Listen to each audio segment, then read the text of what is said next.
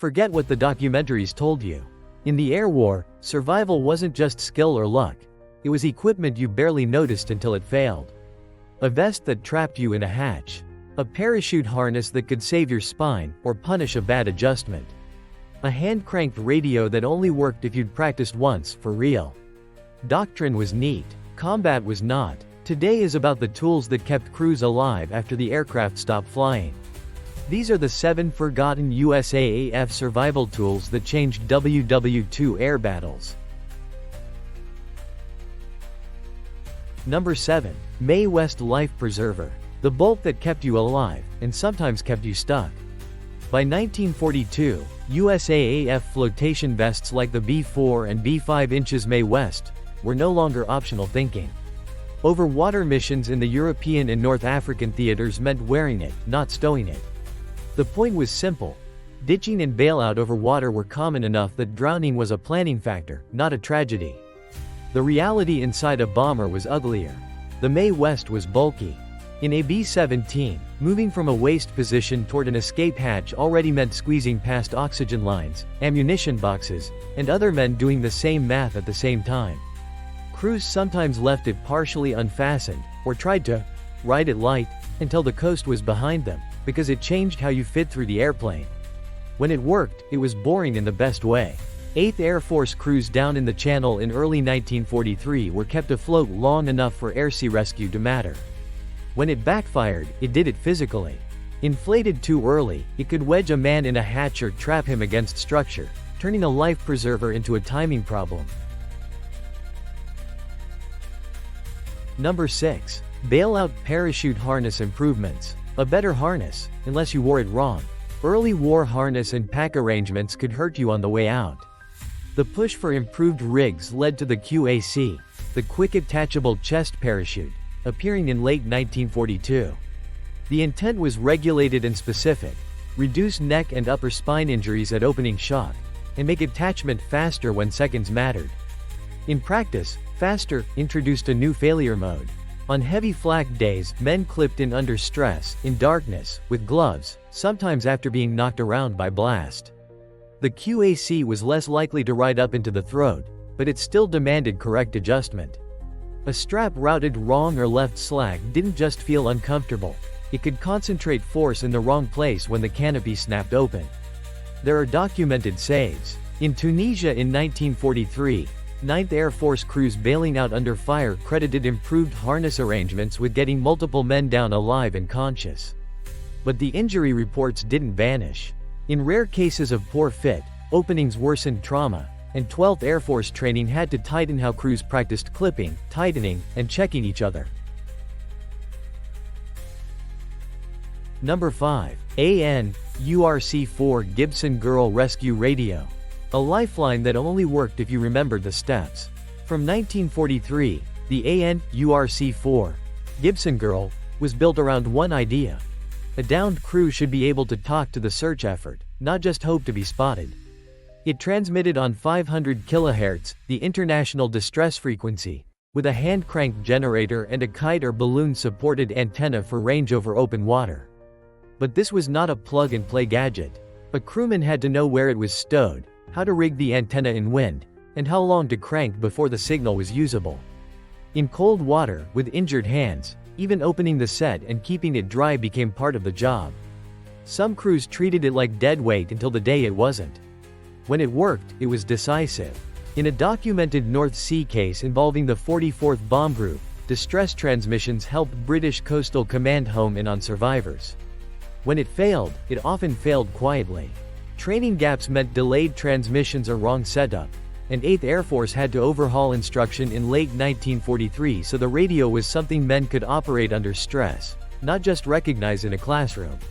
If you were wet, hurt, and drifting, would you bet on sighting a plane, or on cranking a radio until your arms burned? Number 4. Signal mirrors and pyrotechnic flares. The rescue beacon that could also give you away. By mid-1943, updated survival kits increasingly included signal mirrors and pyrotechnic flares. Officially, the logic was clean. Search aircraft move fast, survivors are small, and the sea and terrain erase contrast. Mirrors gave precise flashes in daylight. Flares gave a timed, unmistakable point at dusk or night. In the field, crews had to make judgment calls. Mirrors demanded practice. You had to aim sunlight, not just wave the glass. Flares demanded restraint. A flare could mean rescue, but it could also mean attention. Downed airmen sometimes had to choose between being found quickly and staying concealed, especially near enemy-held coastlines or when evasion was still possible. When used at the right moment, they tightened the search box brutally. 15th Air Force rescues near Sicily included cases where a mirror flash or flare helped guides pinpoint a pilot before exposure or exhaustion turned survivable into fatal. Used wrong, they could boomerang. Improper signaling during concealment could draw ground forces or patrol craft, and briefings had to emphasize control. Signal only when you're confident the eyes on you belong to your side. Before we move on, which mattered more to you? Being able to call for rescue with the Gibson Girl, or being able to guide rescue with a mirror and flare? Tell us your pick in the comments. And if you want WW2 history without the movie gloss, subscribe.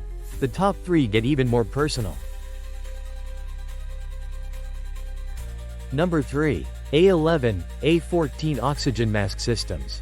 Breathing was equipment. Panic was the penalty. At USAAF cruising altitudes, oxygen wasn't a comfort item. It was policy.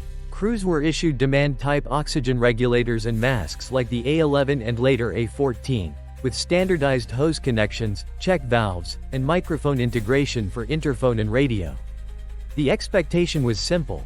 Mask on, sealed tight, regulator set, and you keep doing your job. Reality was faces, frost, and chaos. Masks leaked when rubber stiffened in cold or when a strap slipped under a helmet. Lenses fogged, microphones cut in and out. And the oxygen system didn't fail like an engine.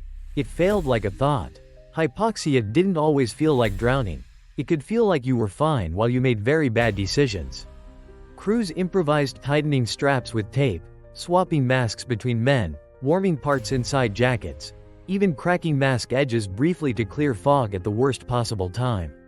When it worked, gunners stayed conscious, kept tracking, and made it to the IP instead of slumping over the sights. When it didn't, the damage was silent. Confusion, missed checklists, men found blue-lipped at their stations, and mission reports that blamed carelessness for what was actually oxygen discipline collapsing under stress. Number 2. Standardized first aid, trauma kits. Small packages. Big arguments about what to treat first.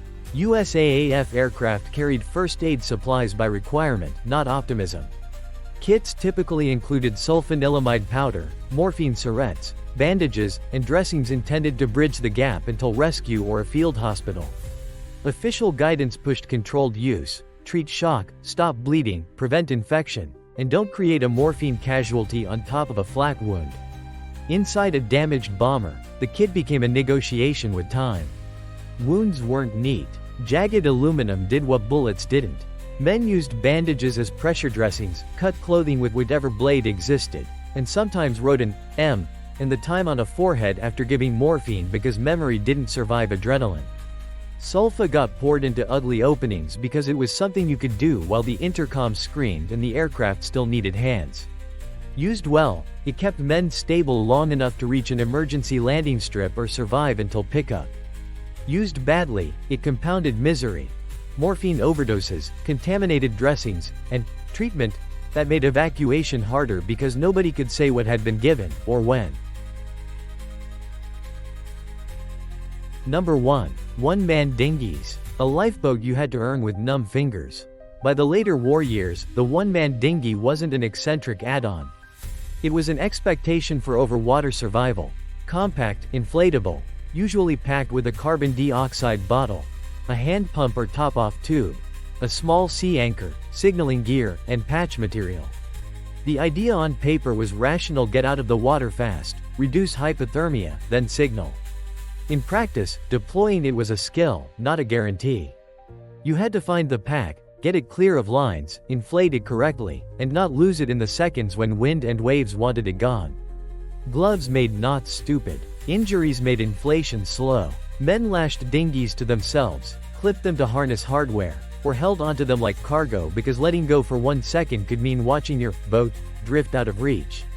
When it worked, it turned minutes of useful movement into hours of survivable waiting, especially in cold water where flotation wasn't enough. When it failed brutally. Punctures on debris, carbon dioxide bottles that didn't seat, dinghies ripped away at bailout, and men left clinging to fabric that promised shelter but couldn't deliver it. Every tool in this list was designed as an answer. Not to heroism, to physics, blood loss, exposure, and the brain's tendency to lie when it's starved of oxygen. The manuals imagined clean sequences. Combat-handed cruise interruptions, missing parts, and hands that didn't work. If you want World War II history without simplification or mythology, subscribe.